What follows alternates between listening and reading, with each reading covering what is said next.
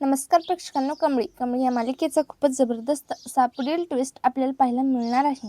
तर मित्रांनो, आतापर्यंत रितेश फक्त कमळीला त्रास देण्याचा प्रयत्न करत होता, पण मित्रांनो आता रितेशने अशी काही खेळी खेळलेली आहे. त्याने चक्क आता कमळीच्या आईलाच किडनॅप केलेला आहे. तर रितेशने चक्क आता कमळीच्या आईलाच किडनॅप केलेला आहे. त्यावेळी मात्र कमळीचा भडका उडालेला आहे आणि तो रितेश आता इथे चुकलेला आहे. त्याची इथेच आता खूप मोठी चूक झाली आहे. कमळी खूपच हताश झालेली आहे. ती आता मदत मागण्यासाठी तर राजनकडे गेलेली आहे, कारण ऋषी तर युकेला गेलेला आहे. त्यामुळे आता फक्त राजन काका एक मदत करणारच. तर मित्रांनो, राजन कमळी आता गौरीला शोधण्याचा प्रयत्न करतात. त्यावेळी मित्रांनो आता चक्क कमळी आणि राज जिथे गौरीला किडनॅप केलेले आहे त्या ठिकाणी पोहोचतात. तर मित्रांनो, त्यावेळी आता तिथे राजनला आपली बायको गौरी दिसते. राजन गौरी गुंडांच्या तावडीतून सोडवतो आणि तिला घट्ट मिठी मारतो आणि गौरी तू कुठे होतीस असं म्हणतो. आता रडत असतो. तू कशी आहेस? तर मात्र आता गौरी ओळखत नसते. पण इकडे मात्र हे पाहून कमळीला तर फारच मोठा धक्का बसलेला आहे. कमळी म्हणत असते की राजन काका, ही तर माझी आई आहे. तुम्ही माझ्या आईला गौरी का म्हणत आहात? तर आता राजन म्हणत असतो की कमळी ही तुझी आई माझी बायको आहे. तर मित्रांनो, आता राजनला कळलेलं आहे की म्हणजे कमळीच माझी मुलगी आहे. तर मित्रांनो, आता रितेश सरपोतदारची एक चाल गौरीला वेगळं करण्याचा जो प्रयत्न केलेला असतो तो मात्र आता फसलेला आहे. मुळात आता राजनची भेट झालेली आहे आणि राजनला कळलेलं आहे की कमळीच माझी मुलगी आहे. तर मित्रांनो, आता कमळी, राजन, अन्नपूर्णा आता सगळेजण एकत्र आलेले आहेत आणि आता मात्र आता रितेश सरपोतदारचा चेहरा सगळ्यांसमोर आल्याशिवाय आता राहणार नाही. आता रितेश सरपोतदारला समजलेलं आहे की आपण खूप मोठी चूक केली आहे. आपण कमळीला धडा शिकवण्याच्या नादात तिला आपण तिच्या वडिलांना मिळवून दिलेलं आहे. आपण तिची आणि तिच्या वडिलांची भेट घालून दिलेली आहे. जो वडील ज्याला कमळीने कधीही पाहिलं नव्हतं आणि जो वडील आणि ती मुलगी जिने आपल्या वडिलांना कधीही पाहिलं नव्हतं, मी अशा बाप लेकीची भेट घडवून घे. मी खूप मोठी चूक केली आहे. तर मित्रांनो, आता या चुकीचा पश्चाताप आता रितेश सरपोतदारला होणार आहे. आता कमळी, राजन, अन्नपूर्णा मिळून आता रितेशचा कच्चा चिट्टा आता बाहेर काढणार आहे आणि त्याचबरोबर इकडे आता अन्नपूर्णाला तिची मोठी नात सुद्धा मिळाली आहे. तर मित्रांनो, अचानक हे सगळं घडलं कसं हे पाहण्यासाठी व्हिडिओ अजिबात स्किप न करता शेवटपर्यंत बघा आणि चॅनलवरती नवीन असाल तर आता सबस्क्राईब करा. चल तर मग व्हिडिओला सुरुवात करूया. इकडे आता कमळी विचार करत असते की मला आता हरून चालणार नाही. ऋषी सर दिसले म्हणून काय झालं? ऋषी सरांची प्रेरणा घेऊन स्वतः एकटे रितेश सरपोतदारशी लढणार आहे. मला आता शांत बसून चालणार नाही. माझ्याकडे उद्यापर्यंतचा वेळ आहे. उद्या संध्याकाळी 5 वाजेपर्यंत मला रितेश सरपोतदारचा काळा चेहरा सगळ्यांसमोर आणायला हवा. तोपर्यंत मी काय आता गप्प बसणार नाही. नाही म्हणजे नाही, असा विचार आता कमळी करते. तर मित्रांनो, इकडे आता रितेश सरपोतदार म्हणत असतो की उद्या मला काय बोलून गेली. तुमचा काळा चेहरा संध्याकाळी 5 वाजेपर्यंत सगळ्यांसमोर आणेन, पण आपल्याला त्याआधीच तिचा असा काहीतरी काटा काढायचा आहे ज्यामुळे ती आपल्याला आपका नाही लावू शकणार. त्यासाठी आपल्याला तिची आधीच अक्कल ठिकाणावर आणायला पाहिजे. तर आता त्यावेळी त्याचे असिस्टंट म्हणत असतात की सर, पण आता आपण काय करायचं आहे? त्यावेळी आता रितेश सरपोतदार म्हणत असतो की आता आपल्याला असं काहीतरी करायचं आहे.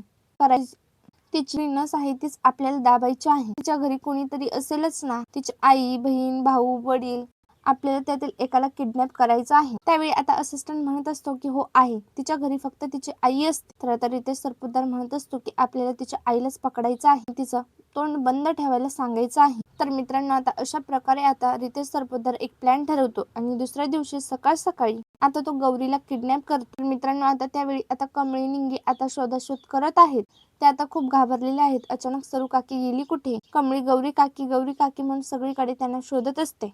तर इकडे मित्रांनो, आता रागिनी, कामिनी ब्रांच मॅनेजरला बोलवतात आणि त्याच्याकडून सगळे कागदपत्रे काढून घेण्याचा प्रयत्न करतात. तर मित्रांनो, त्यावेळी आता अन्नपूर्णाचे मृत्यू पत्त्या ठिकाणी त्यांना दिसलेला आहे. त्यावेळी मित्रांनो, आता त्यांचे तर धाबे दणले आहेत. त्यांना खूप मोठा धक्का बसलेला आहे. तर आता कामिनी म्हणत असते की रागिनी, या म्हातारीने काय केलंय बघ. तिने तिचं मृत्यूपत्र सुद्धा बनवलेलं आहे. ही म्हातारी काय सुधारणार नाही. तर मित्रांनो, इकडे आता कामिनी म्हणत असते की हे बघ रागिनी, तुझ्या सासूने कसले क्लॉज काढून टाकले आहे. कसं सासूने पूर्ण प्रयत्न केलेला आहे की आपल्याला ही प्रॉपर्टी मिळू नये. ही म्हातारी दिसते तशी नाही. तर मित्रांनो, इकडे आता साहेबा घरी आलेला आहे. साहेबा कमळीला म्हणत असतो की कमळी, तू काळजी करू नकोस. आज काहीही झालं तरी संध्याकाळी 5 वाजेपर्यंत रितेश सरपोतदारचा काळा चेहरा मीडिया मुलांसमोर येणार आहे. त्याचं भांड फुटणार आहे. विजेता क्लासेसला कायमचं टाळं लागणार आहे. तर मित्रांनो, इकडे आता गौरी म्हणत असते की कमळी बाळा, जे काही करशील ते सगळं करशील ते नीट व्यवस्थित काळजी घेऊन कर. मला ना तुमच्या दोघींची खूपच काळजी वाटते.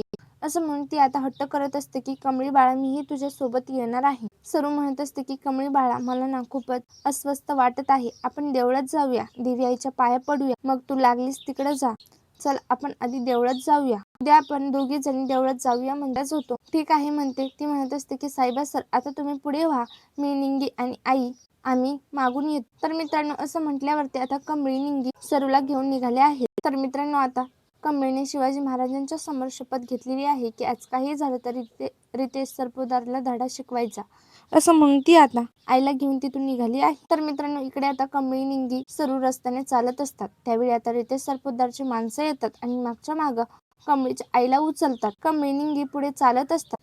गौरी गौरी गाडीतून ओरडण्याचा प्रयत्न करत असते, पण तिला कमळी निंगीपर्यंत तिचा आवाज पोहोचत नाही. कमळी निंगी आता पुढे पायी पायी चाललेली असतात. अचानक कमळीची नजर मागे पडते, तर काय, कमळीची आई गायब असते.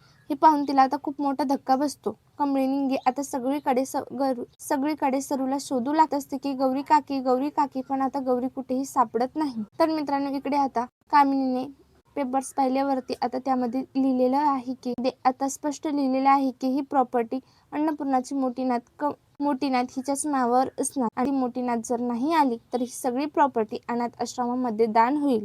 तर आता कामिनी म्हणत असते की ही म्हातारी जरा जास्तच हुशार निघाली आहे. हिची हिंमत कशी झाली, संपूर्ण प्रॉपर्टी तिच्या मोठ्या नातीच्या नावावर करायला निघाली आहे. तिच्या मोठ्या नातीला 70% आणि माझ्या अनिकाला 30% फक्त. तिची मोठी नात जर नाही आली तर ही सगळी प्रॉपर्टी अनाथ आश्रमामध्ये दान, आणि आपलं काय होणार. लवकरात लवकर आपल्याला या गोष्टीचा सोक्ष लावायला पाहिजे, नाहीतर ही म्हातारी बिथरली आहे, ती काही करू शकते.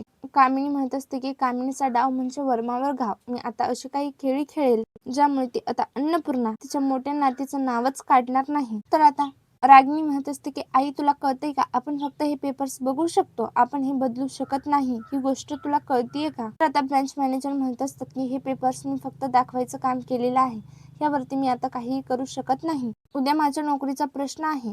ही जर गोष्ट अन्नपूर्णा मॅडमला कळली तर माझी नोकरी जाईल. रागिनी म्हणत असते की तू इकडून जा, तुझी काही नोकरी जाणार नाही. तर मित्रांनो, इकडे आता निंगी, गौरी आणि सायबा निंगी असतात आणि त्याच वेळी मित्रांनो आता रितेश सरपोतदार त्यांना भेटण्यासाठी आलेला आहे. रितेश सरपोतदार म्हणत असतो की रितेश सरपोतदार, तुझी आई गायब झाली. अरे देवा, हे कसं झालं अचानक, अशी कशी तुझी आई गायब झाली, कुठे गेली, कुठे होती, तुला लक्ष ठेवता नाही आलं का. अगं तुला माहिती ना तुझ्या आईची अवस्था काय झाली आहे. मला वाटतं ना तुझ्या आईचा ह्याच गोष्टीचा फायदा घेऊन कोणीतरी तिला किडनॅप केलं असणार. तर मित्रांनो, त्यावेळी आता कमळी म्हणत असते की सगळं तूच केलं आहेस ना, तूच माझ्या आईला किडनॅप केलं आहेस ना, तुला तर मी सोडणार नाही. गपगुमानं सांग माझ्या आईसमोर तुझा काळा चेहरा आणेन म्हणून तू हे सगळं केलं आहेस ना. तर आता रितेश सरपोतदार म्हणत असतो की तुला जे समजायचंय ते समज. तर तुला तुझी आई सुखरूप हवी असेल तर तू माझ्यावरती जे आरोप केले आहेस ते सगळे खोटे होते, हे तू आता जाहीर कर. तर आता कमळी म्हणत असते की असं मी करणार नाही. तर आता रितेश सरपोतदार म्हणत असतो की एवढं शोध, तुला कुठे शोधायचं आहे, तुझी आई कुठेही मिळणार नाही, असं म्हणून आता रितेश सरपोतदार तिथून निघून जातो. तर मित्रांनो, इकडे आता कमळी एकटी पडलेली आहे, कारण ऋषी सुद्धा इथे नसतो, तो आता UK गेलेला आहे. तर आता कमळीला कळतच नाही की तिच्या आईचा शोध कसा घ्यावा. त्यावेळी तिला आता राजांचं नाव आठवतं.